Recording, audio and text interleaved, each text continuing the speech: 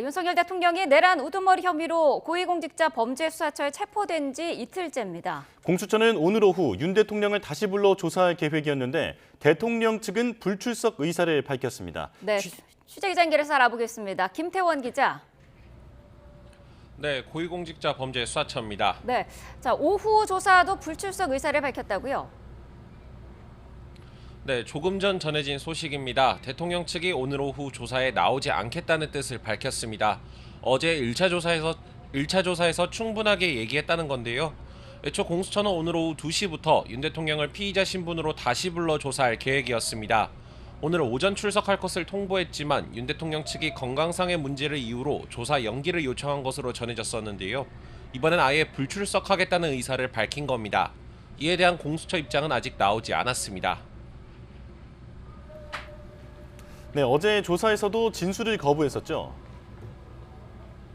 네, 이번 조사를 위해 공수처는 200여 쪽 분량의 질문지를 준비했지만 윤 대통령이 묵비권을 행사하면서 의미 있는 진술을 확보하기는 어려운 상태입니다.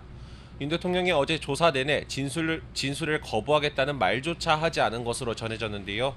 윤 대통령이 일부 발언은 했지만 신문 내용과는 무관했던 것으로 알려졌습니다.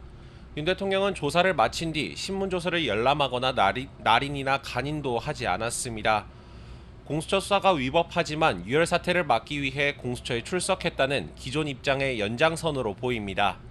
또 피의자가 날인이나 간인을 하지 않은 조서는 증거 효력이 없는 만큼 유죄 근거로 삼을 만한 빌미 자체를 주지 않겠다는 전략으로 풀이됩니다.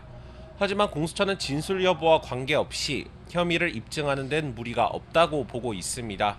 2차 조사를 마친 뒤 이르면 오늘 윤 대통령에 대한 구속영장도 청구할 전망입니다.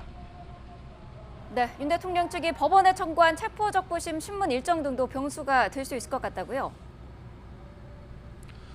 네, 윤 대통령 측은 어제 조사가 끝난 직후 서울중앙지방법원에 체포적부심사를 청구했다고 밝혔습니다. 체포적부심은 수사기관 체포가 적법한지를 법원이 다시 판단해 석방해달라고 요청하는 제도로 법원은 48시간 안에 결정을 내려야 합니다. 진술 거부에 이어 체포의 위법성까지 다투겠다고 나선 건 공수처의 내란죄 수사권이 없다는 주장을 법원에서 확인받겠다는 취지로 읽힙니다. 또 영장이 발부된 서울 서부지법이 아닌 서울중앙지법에 체포적부심을 청구한 것도 주목할 부분인데요. 공수처 관할이 아닌 서부지법에서 발부받은 체포영장이 무효라는 주장을 이어왔던 만큼 서울중앙지법으로 법적 다툼의 장을 옮기려는 전략으로 풀이됩니다.